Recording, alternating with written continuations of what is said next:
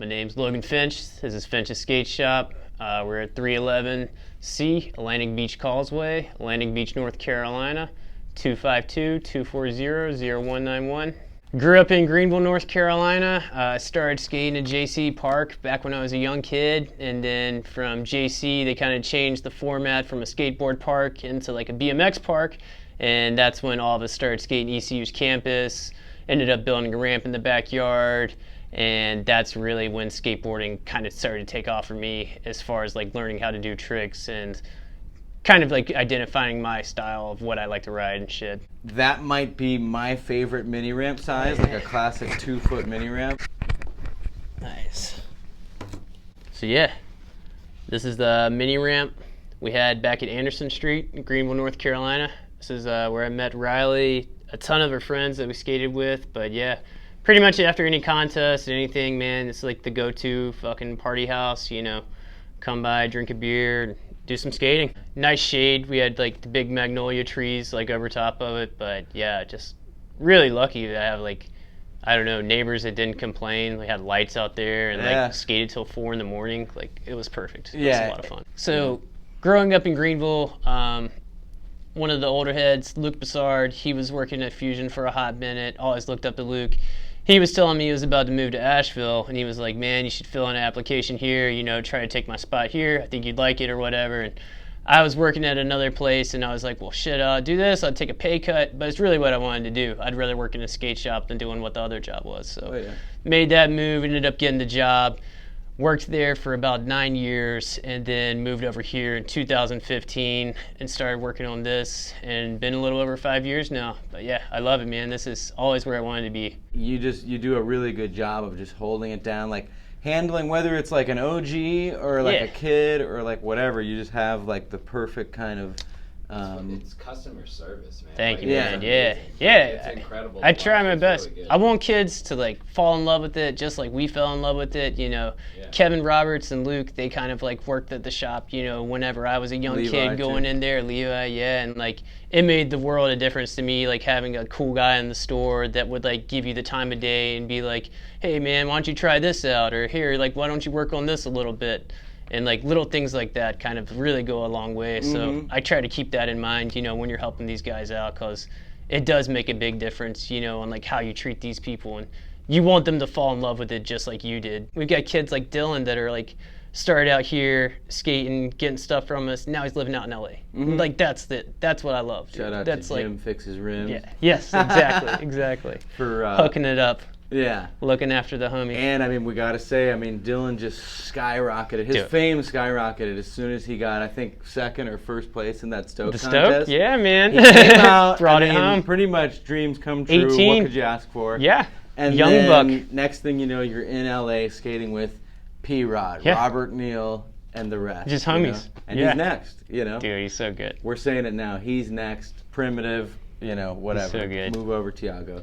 Back to that like whole like that skate scene that we had in that one time frame, man. Like you could go out to the SciTech at like ECU and run into like not even call anybody, and you could run into like 15 homies, like just like sessioning the place, like and you fucking blast. Sessioning is a loose word. You know? I mean, we were kind of all spoiled with having like 15, 20 good homies that were like within a stone's throw. That just was such good times. Like we just kind of skated our own shit, and that's why it was so dope. Fun as shit. It was so fun. With like a 2-foot mini is the kind of definition of that. Yeah. Like, you know, people try to skate like 5s and all that, but it's like, dude, 2 foot is where it's at. It was so sick. We had 2 parks, 2 shops, you had another outdoor park with JC. Yeah. You kind of had campus as this like go-to spot. Awesome. Like everything was close. It was just a really cool thing, and it's cool that you've been able to kind of bring that vibe a little more east, and then like include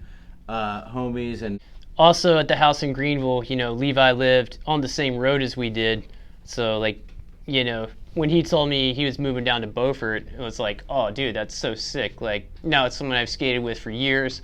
He's also the graphic guy that is like super helpful and always there like that, you know, but knowledge with the skate industry and like with his art skills. A sick skater himself. Yeah, too. Exactly. Just like perfect situation. So love having Levi around. He's helped me out so much. But yeah, just like the best dude for that. You've always kind of stocked the shop and paid attention to like shop branding and keeping it stocked with your own stuff. Oh yeah, the shop is like a part of me. Like it's, you know, I love it. It's like, you know, I look forward to coming in here every day, and you know, when I see people wearing stuff, and like, you know, we have hats, we got shirts, we got hoods and everything, and it's just like, man, it's fucking sick that other people think this shit's fucking cool too, man, because like it's my heart. Like I love it, you know, it's like a part of me.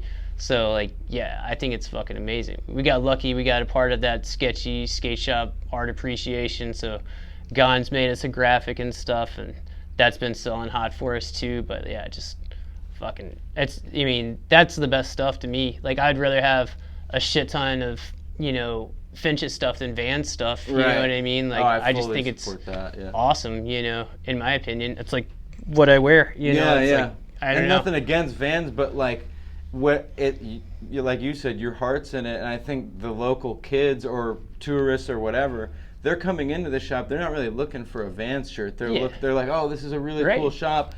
I see the billboard there, which the billboard is, you know, brilliant marketing. Right.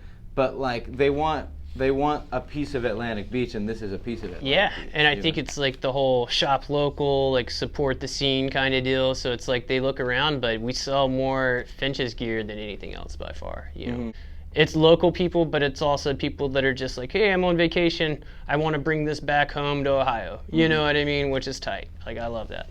We do have huge like local scene, but in the summertime, like you get this like every week of like new customer, and some of them come like every single year, you know. It's like this is their vacation, you know. And I was a kid, we would come here in the first week of August, and we'd come here on July 4th, and like that was our vacation, you know. And it was like, hell yeah, I'm definitely gonna hit this store, definitely hitting that. You get that like 1 week customer, but the local guys like are so solid, man. We got kids from Jacksonville, New Bern, you know, Havelock, and then like all the Moorhead, Atlantic Beach area and stuff like that, Beaufort. So the local scene is sick, but it's cool that we have like such new people that come through every year. We saw the one kid like right after he left with the complete. Yeah. We saw him at the park, and I mean, you know, he was just pushing around and stuff, but I was like, how's that board feel? And he was like, it's awesome. Yeah. And I was like, well, just don't mind, go push, but you're gonna be all right, man. You're gonna be. That's something too, is like he's gonna probably like He'll learn. He'll probably go home though, and he'll like brag to his friends and be like, "Oh, dude, I got this board. I went to the skate park." Yeah. Like he might not got tricks that day,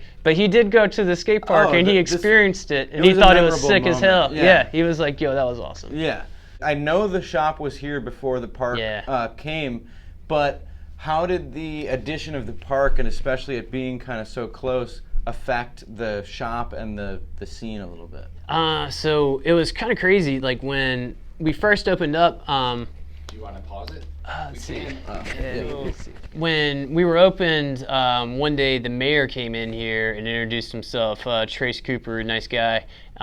He came by and told me, he was like, "Hey man, you know, we've had this plan that we want to build a skate park. We don't have any idea what we're doing, and we have no balls rolling at all." The guy that was head in charge, the captain, he ended up passing away. So the main dude that was really pushing for the skate park ended up dying, and it kind of really fell in a spot where nothing was going on for a long period of time. So Trace was like, how about you and about 6 of your friends meet with me, the chief of police, and 4 members of the city council. We'll meet every Thursday from 5:30 to 7:30, knock out things that we need to do to kind of build this skate park, so that way we could kind of get this thing rolling.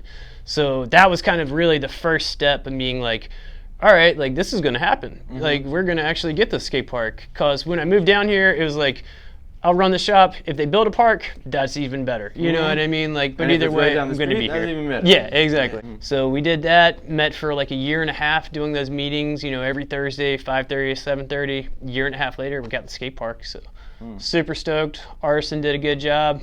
Nice concrete, but yeah, lucky to have it. People thought it was a do-tour park. Like when we first opened, they were like, "You guys got a do-tour park," you know. And it was like, they're like, "This is the stop." Right? It is. Like, it is sponsored by Mountain Dew. Spend $150 at the shop, then you qualify. Fucking great customers, you know, people that have helped out, you know, with the shop, that, you know, little ways that they don't even know they help out. Local rippers, fucking awesome. The sales reps have been incredible. This year has been a fucking shitty year for all of us as far as getting inventory and how much we can get, or if it's coming in on time, or what's going on. But man, the sales reps have done an awesome job, so we've had a really good relationship with all those guys to be able to help us out with that stuff, so that's been awesome. Much appreciated. Thanks on that, dudes.